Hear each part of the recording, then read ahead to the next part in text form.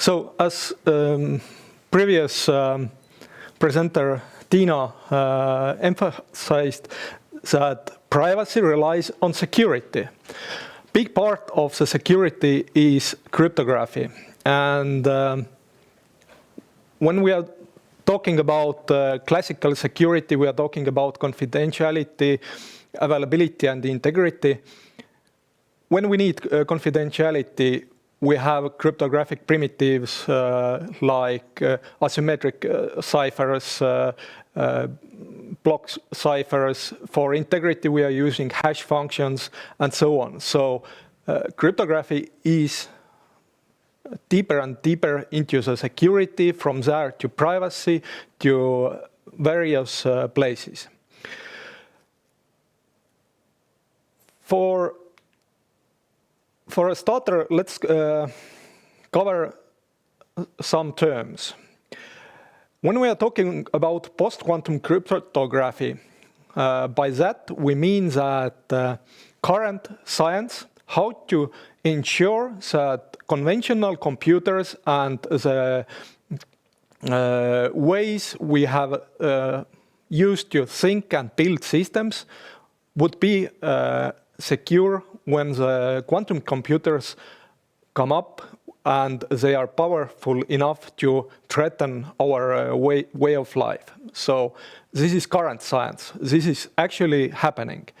Good point for that is that American NIST Institute is already selected finalists for different cryptographic algorithms and primitives, which might be the future algorithms what we need to rely on when quantum computers come around. Quantum computing itself is more future science. This is way how quantum mechanics and principles are used for computing, for cryptanalysis, for transferring data, and so on. So these two terms are a bit different. But today we are talking about more about post-quantum time, when quantum computers come and be here, and what we can do today so we are secure in future.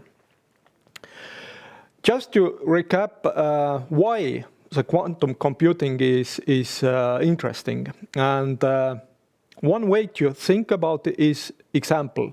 You have a phone book, you have a number, but you do not know the name which matches to this number. So in a conventional computer, you need to look up and go by all the rows and check, is this number a match, to find the proper answer. The quantum computer can simulate all the states, all the numbers at once, so it's massively parallel, so we can find the answer in fraction of time without going through all the states, or in this case, by all numbers to find this.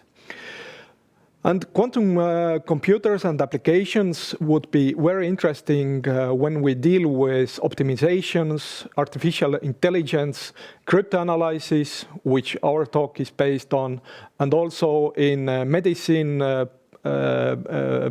bioinformatics, and so on, where there are too many variables to deal with conventional computing.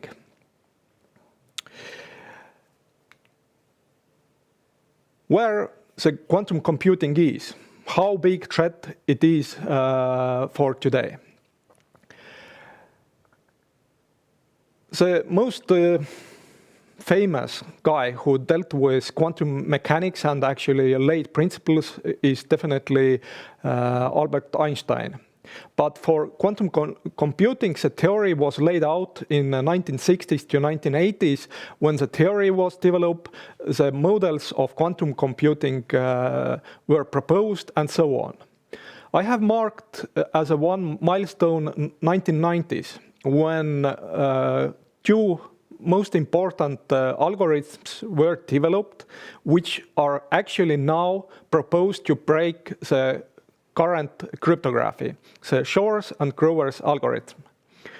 Also, already in 1990s, the 3-qubit quantum computer was demonstrated in a scientific laboratory, so it was already there, but it was not usable. The next decades were used to work in mechanics, how to understand, how to control the quantum bits or qubits in chips and computers. But now, about 20 days ago, IBM already announced that they have made available 127 qubit quantum computer chip. So it's already here. But can we use it right now to break and threaten our cryptography? There are two pitfalls on that logic. 127 qubits do not break our current computing. Why?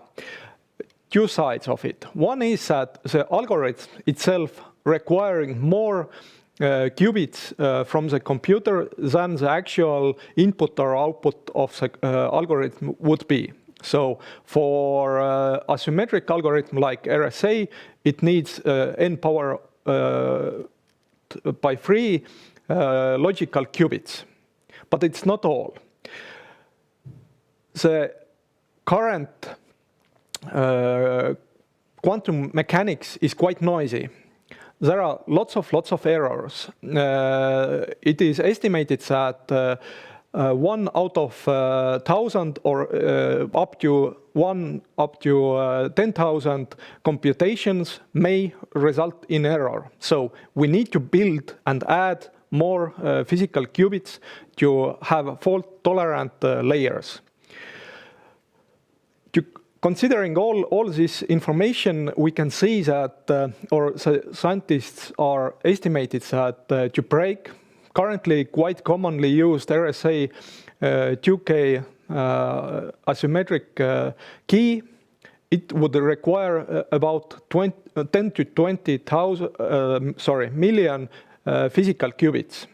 So on one side, we have 127 physical qubits available in one chip, but we actually require 10 million of them. So we are not there yet, but it is estimated that 1,000 qubit barrier could be broken in 2 years. So this industry is developing quite fast.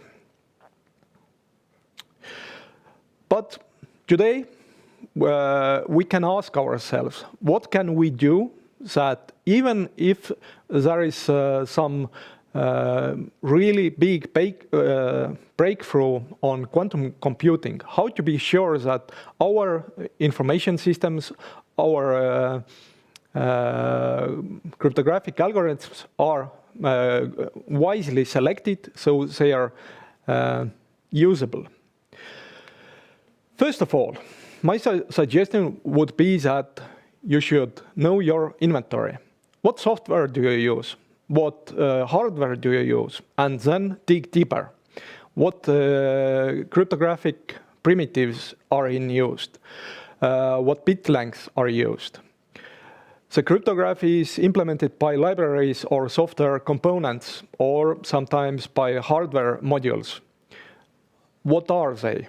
Can we change them later? And who are supplying for these components to us? Can we get new and updated versions of libraries or hardware components from the current supplier, or we need to find new one? Next step would be that you should have a migration plan. Find out that can you change the library which implementing cryptography in your product or in your solution? Can you configure, for example, today the RSA 2K could be good enough, but in 2 years, maybe there is updated predictions. We need to use 4K keys to ensure our security. So can we configure it? Can we change the keys in our system? Also, make sure that you have priorities right. What is your crown jewels in your business? What needs to be secure at every time? And finally, who and how the migration actually would be done. If it's only configuration, the migration can be maybe done in-house. But if there is some custom developments required, you need to have a plan for that as well.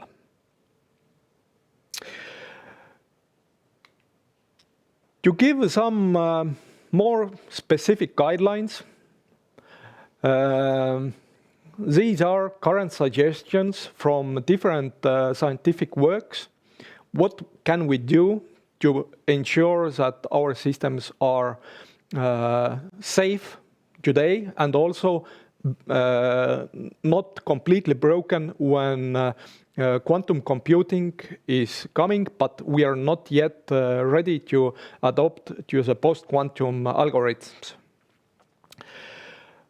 Thumb rule would be that choose about 30% longer bit lengths for asymmetric keys, for elliptic curves, and for block ciphers.